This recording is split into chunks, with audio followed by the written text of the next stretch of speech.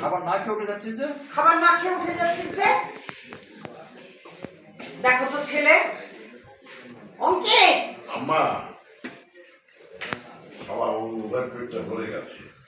আমি এটা বলবো যে আসলে এটাও তার ব্যক্তিগত বিষয়, কার সাথে সে কাজ করবে। অনেক সময় দেখা গেছে কিন্তু উনি এই দেশের নায়িকাদের নক করেছে, তো নায়িকারা সময় দেয়নি এমন হয়েছে। আবার এখন উল্টা নায়িকারা তাকে নক করছে, সে সময় দিচ্ছে না। এটা কিন্তু খুবই সত্য কথা আমার কাছে মনে হয়েছে, একজন দর্শক হিসাবে মনে হয়েছে। তো উনি কিন্তু ওই যে যাকে নিয়ে আসছিল ইধিকা পাল, এটা অনেক ভালো অ্যাক্টিং করে, অনেক বেশি ভালো অ্যাক্টিং করে। আমি তার একটা মুভি থেকে একদম ভক্ত হয়ে গেছি তার। তো যেহেতু উপেন ছিল তখন যৌথ প্রযোজনা, এখন কী হবে জানি না, তখন কাজে লাগিয়েছে, সাকিব ভাই কাজে লাগিয়েছে। এটা আমি তাকে কংগ্রেচুলেশন জানাবো, শুভকামনা জানাবো, করতেই পারি। আরেকটা জিনিস আমরা রাখতে চাই, বাংলাদেশের হল কিন্তু নেমে গিয়েছে, দেশেও হল নেই। এত সিনেমা মুক্তি দিচ্ছে, ঈদ ছাড়া কিন্তু বাংলাদেশের সিনেমা মুক্তি দিচ্ছে না। আচ্ছা, এই ব্যাপারে আমি বলতে চাই যে হল কমে গেছে কী কারণে আমরা বুঝি, কারণ প্রত্যেকের হাতে হাতে একটা হল আছে, তাই না? আমি ইচ্ছে করলে কোন সিনেমাটা আমি দেখবো এখানে বসে ঠিক করতে পারি।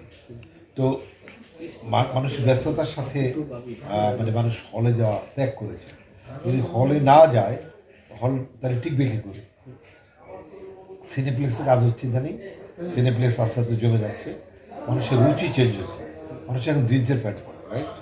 আরেক এক সময় পায়জামা পরতো, এখন পায়জামার শার্ট কিন্তু পরে না, এখন জিন্সের প্যান্ট পরে, পায়জামা পাঞ্জাবির সাথে পরে এখন, তখন কিন্তু তা ছিল না। টেস্ট চেঞ্জ হয়, তার মানে এই না যে আমাদের মুভি মানুষ দেখে না, মানুষ ঠিকই দেখে, মাধ্যম চেঞ্জ হয়েছে, এখানে চলে গেছে।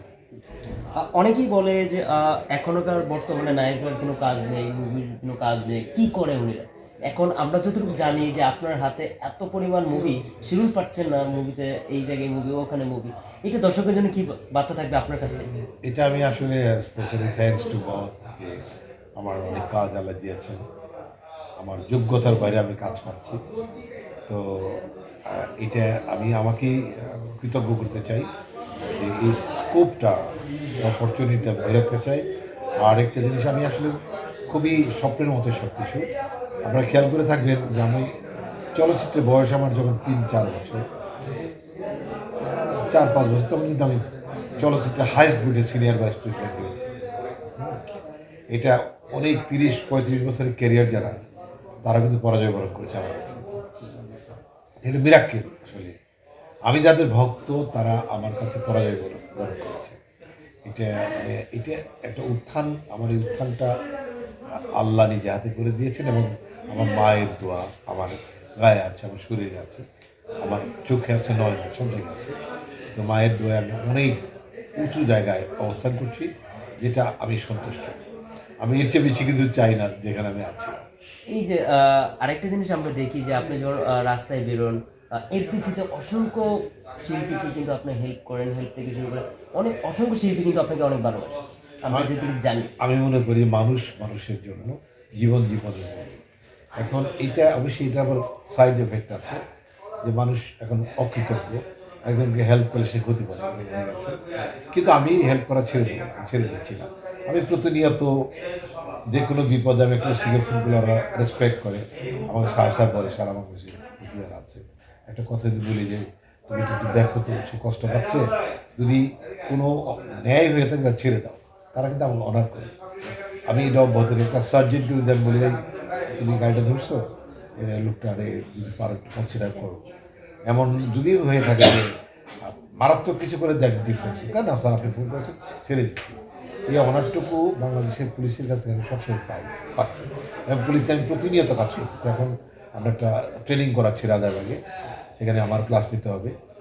তো আমি মনে করি জীবনের সব সাইটে, আমি যখন বাংলাদেশ পুলিশের অ্যাসোসিয়েশনের 2 লক্ষ পুলিশের নেতা হলাম, তখন কিন্তু সর্বোচ্চ ভোটে আমি 100% ভোট পেয়েছিলাম, পেয়ে আমি সিনিয়র ভাইস প্রেসিডেন্ট হয়েছিলাম, পরবর্তীতে আমি অ্যাডভাইজার হলাম।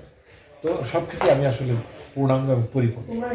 আমার কোনো আকাল নাই, কোনো আকাঙ্ক্ষা বাকি নাই, কোনো চাওয়ার বাকি নেই। আল্লাহ যা দিয়েছেন আমি খুবই সন্তুষ্ট, এর চেয়ে কম দিলে আমি সন্তুষ্ট। আচ্ছা, আমরা তো একটু দেখি যে ঈদে কার সিনেমা আগে দেখবেন? ঈদও অনেক এখনো অনেক দেরি আছে। আমরা যদি আপনাকে প্রশ্ন করি আমি যে আপনি ঈদে কার সিনেমা আগে দেখেন? আপনার সিনেমা যদি এটা মুক্তি পায় নাকি আপনার অন্য সব নায়কের সিনেমা দেখেন? আমি আসলে সবার দেখার চেষ্টা করি, আমার বইতে থাকে ঈদে থাকে সবসময়। তো আসলে মুভি আগে শুনি যে কোন মুভিটা আমাদের খাঁটি গল্প, দেশের গল্প, নকল না, ওইটা দেখি। নকল ফিল্ম দেখি না, দেখতে চাই রাখবার মতো সময় বা স্মৃতিচারণের মতো সময় আমাদের নাই, এটাই। আরেকটা জিনিস যদি আমরা জানবো যে বউ সিনেমায় কোন মেসেজ আছে যে দর্শক হ্যাঁ আচ্ছা কি খাবার না খেয়ে উঠে যাচ্ছেন যে? খাবার না খেয়ে উঠে যাচ্ছেন যে? দেখো তো ছেলে অঙ্কিত আম্মা আমার উদার পেটটা ভরে গেছে। আরেকটা রান নেই? নাও ওকে এর মধ্যে চট আর নিয়েন না। ওটাই নিয়ে খাও। কি মেসেজ আছে যে আপনার বউ সিনেমায় যে দর্শক আপনার দেখবে? আমার প্রত্যেকটা মুভিতে মেসেজের জন্য মুভি। আমার মুভিতে মেসেজ ছাড়া কোনো মুভি আমি করি না, কারণ কোনো আমি গল্প নির্ভর মুভিতে কাজ করি এবং প্রত্যেকটা মুভি মানে কোনো কপি নাই, একদম নিউট্রাল একটা গল্প, নতুন একটা গল্পতে আমি কাজ করি। আমার ফার্স্ট মুভি যেটা ছিল সোনাবন্ধু, সেটা একেবারে পরিমণি এবং পপি ছিল আমার বিপরীতে। এটা কিন্তু একটা গল্প নির্ভর গ্রামের গল্প, চমৎকার গল্প, একটা জীবনের গল্প, সেটা নিয়ে করা হয়েছে। আমার সেকেন্ড মুভি অন্ধকার জগৎ মাহিয়া মাহি আমি করেছি, সেটা কিন্তু কোনো গল্পের সাথে মিল নাই। থার্ড মুভি আমার মা, এটাও ভীষণ একটা আত্মিক একটা গল্প, সেটা কপি না। ফোর্থ ঈশা খা, এটা ঐতিহাসিক, সেটাকে কখনোই কপি করবো না, এটা ঐতিহাসিক। 5 নাম্বার কাগজের বউ, এটা একটা চমৎকার, এটা পরিমাণে আমি ঈশাকে ছিল উপবিশ্বাস আমি, আর পরিমাণে আমি যেটা কাগজের বউ করেছি এটা অনেক নাম করতেছে এখনো। এটা ওটিটিতে রিলিজ পাচ্ছে, বঙ্গতে এই এই 15 দিনের মধ্যে মুক্তি পাচ্ছে এবং এটা মানে খুব বেশি ডিফারেন্ট মুভি হয়েছে। আমার 6 মুভি যেটা আনরিলিজড, অফিসার ইনচার্জ, এটা মাহিয়ার মাহি, আমি ইপ্তি, আমরা 3 জনে কাজ করেছি। এটা অলমোস্ট ডান, এটা কিছুই বাকি নেই আমার, এটা শুধু রিলিজটা বাকি আছে। আমার 7 যেটা কিশোরী মুভি, এটাও শুট শেষ হয়েছে, একটু আংশিক কারেকশন আসছে, এটা আমরা করবো। আর এটা হলো 8 মুভি নাম্বার 8 বউ। বউ, আচ্ছা আরেকটা জিনিস যে জানি, এই যে অপু বিশ্বাস, তারপর হচ্ছে ববি, তারপর হচ্ছে মাহি, অনেক নায়িকাদের সাথে আপনি কাজ করেছেন, এটা রহস্যটা?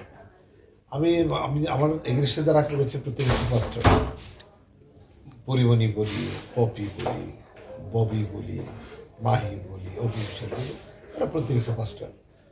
এবং মানে আমার মনে হয় না কোনো সুপারস্টার এই সময়ের কোনো সুপারস্টার বাকি আছে আমার সাথে কাজ করার জন্য। তাদের পছন্দের মানুষ আমি, এই জন্য আমি আসলে মঞ্চ থেকে কাজ করেছি, আমি গ্রুপ থিয়েটার করেছি, পর আমি টেলিভিশন নাটকে অনেক সময় পার করেছি। আমি যখন সিনেমাতে চলচ্চিত্রে এনলিস্টেড হই তখন প্রেসিডেন্ট ছিলেন সাকিব খান। অনেকে বলছে যে ওনার তো একটি ছবি রিলিজ হয়েছে, উনি কী করে মেম্বার হন।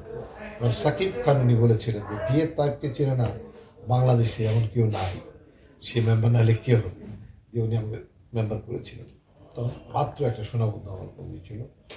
তো আমার মনে হয় যে একটা লং জার্নি আমি পার করেছি অভিনয়ের উপর, এবং যেটা করেছি সেটা হলো ভালোবাসা। আমি বলবো না আমি খুব সুপারস্টার, বাট আমি আমার দৃষ্টিতে আমার রাজ্যে আমি বাচ্চা, আমি কারো কম্পিটিটর নই, কেউ আমার প্রতিদ্বন্দ্বী, আমি সবার ভক্ত। স্পেশাল আমি আমার প্রতিদ্বন্দ্বী, আমি ডিএ তাকে ক্রস করতে চাই প্রতিনিয়ত। আপনাকে যদি প্রশ্ন করা হয় আপনার অভিনয় হিসাবে 10-এ কত মার্ক করবেন নিজেকে? এটা মার্ক আমি যেহেতু নিজের মাটি দিয়ে দিতে পারবো না। আমি স্কুল কলেজ ইউনিভার্সিটিতে যখন পড়েছি একটি খাতার মার্কও আমি দিতে পারিনি, সব টিচার দিয়েছে, আমি জাস্ট লিখে দিয়েছি। এক্ষেত্রেও তাই, দেবে দর্শক, আমি না। দর্শক, এটা হলো দর্শকের প্রশ্ন যে দর্শক চাচ্ছে যে শাকিব খানের সাথে অ্যাকশন হিরো সেম পথে কবে দেখতে পারবে, এরকম কোনো কথা হচ্ছে? হ্যাঁ, সাকিব ভাই তার পেজও ছেড়ে রেখেছে একটা মুভি করার কথা। সাকিব ভাই এবং আমি গল্প টল্প নির্বাচন করেছি, আসলে ব্যস্ততা এবং এখন এমন একটা ক্রিটিক্যাল অবস্থায় আমরা পড়েছি যে কাজ এত বেড়ে গেছে, শুধু অ্যাক্টিং না, মানে ব্যক্তিগত জীবনে অনেক বেশি বিজি হয়ে পড়েছে। একটু থামি। আমি কি বলবো, যা বলছিলাম সেটা হলো আসলে ব্যস্ততা।